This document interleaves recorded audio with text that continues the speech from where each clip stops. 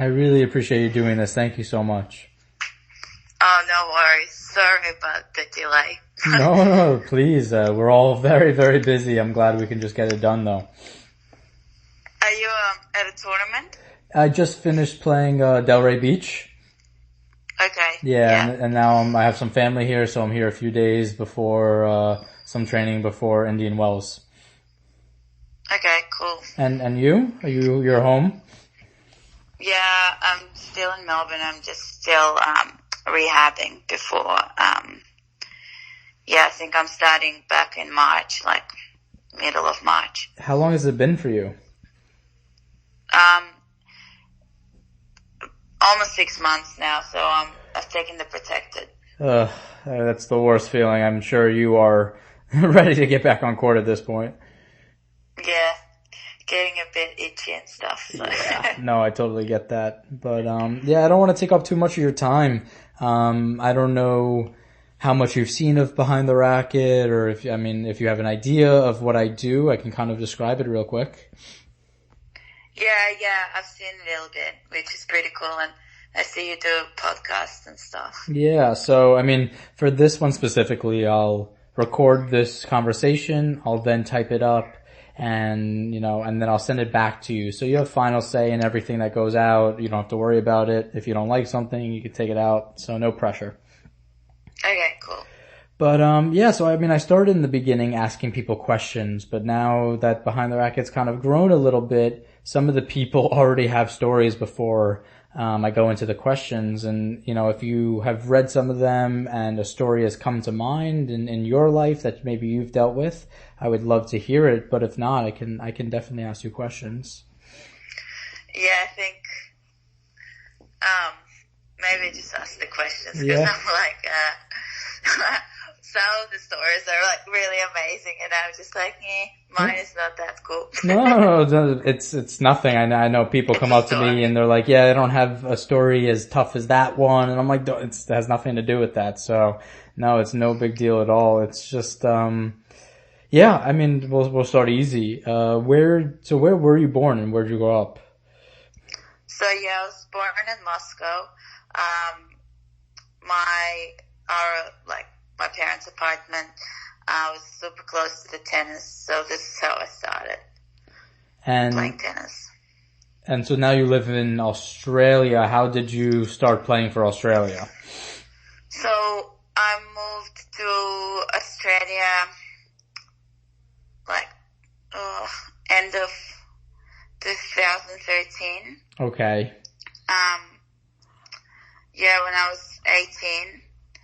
And, I got my residency soon after, and, my passport citizenship, after that. So I had to wait a little while, around 4 years or something. And, started playing for Australia in 2000, officially, I think it was 2016. Okay. And actually, I started in 2016, but I had the whole ceremony just before Christmas, 2015. And how difficult was it for you to leave home and come to a completely different continent? Well, probably it helped that I was dating Luke at the time. Well, still am. We're engaged and getting married end of this year.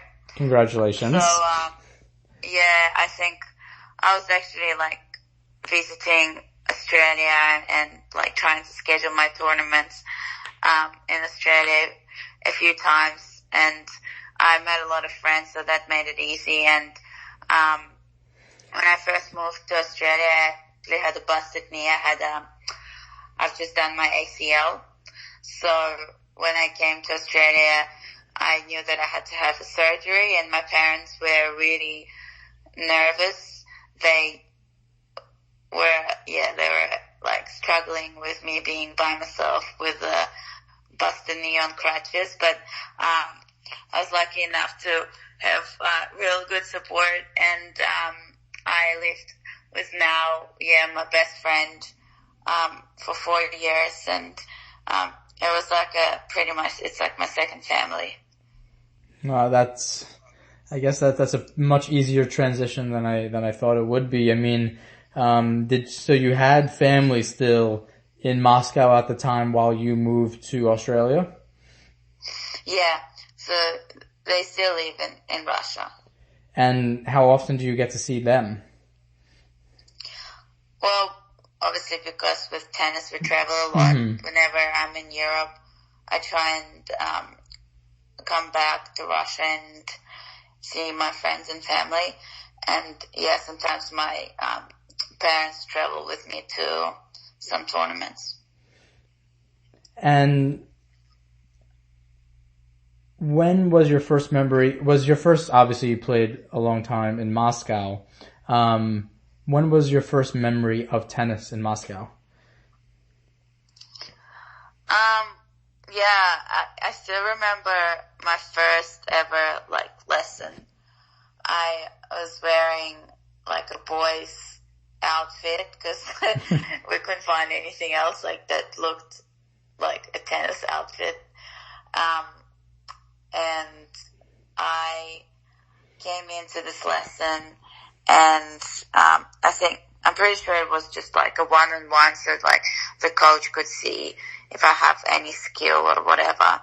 And they told me to just warm up and do laps around the court, and I refused to do it. I was like, well, there's no point because I'm not racing against anyone. I'm not just gonna run for the sake of it. And I was about 6.5 years old.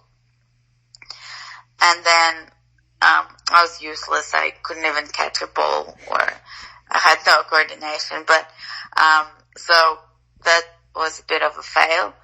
But, a coach literally across, next court, a coach was like, oh, okay, I can help her out. I'll see what I can do. And, I improved really well. I just picked up on things really quickly. I'm a very good, visual learner. So, and after that, I guess I really loved tennis.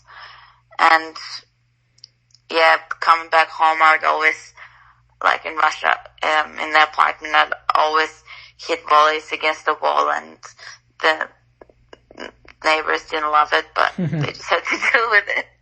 I guess they don't mind at this point. I think they understand why you did that. Yeah. I mean, throughout your tennis career, I think a lot of players deal with this, but we don't always talk about it. Have you ever had a point, obviously we all started playing tennis because we loved it, but have you ever had a point throughout your career where you questioned why you were playing tennis and you thought about maybe putting the rackets down for a little bit or thinking about another path? Has that ever happened? Well, that actually happened last year. I was struggling with injuries. Mm-hmm. I have Achilles tendonitis, and I've had it forever, and I was able to manage it fine. But I also got plantar fasciitis, the heel thing. I mean, a lot of athletes would have had it. But so basically, both feet were hurting like hell, and this is actually my strength, my movement. So I was really down. I was not sure what I can do, and I was very limited with training because I had to manage the injuries. Mm-hmm. But my confidence went down because I didn't think I was doing enough training, wasn't spending enough time on court, and